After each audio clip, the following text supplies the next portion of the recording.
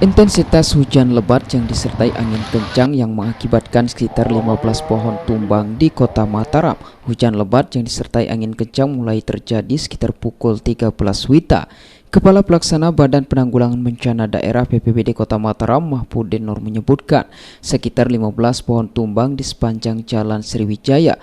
Bahkan pohon berukuran besar tumbang ke arah jalan dan menimpa para pengendara yang tengah melintas. Setidaknya sekitar 2 unit mobil serta 1 sepeda motor rusak akibat tertimpa pohon tumbang. Bahkan puting beliung, dan memang terjadi kemarin pada hari Minggu tanggal 15 November bahwa curah hujan cukup tinggi ya, mulai dari jam 2 siang kemarin ya.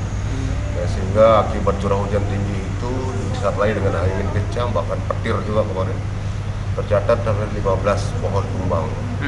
Dan 15 pohon tumbang ini cukup juga menguras tenaga, cukup menguras sumber daya yang ada, sehingga kami BPBD bersama TNI, Polri, kemudian dari Perkim, PUPR itu harus membagi diri kemarin untuk menuntaskan pohon-pohon yang memang rata-rata menghalangi jalan lalu lintas.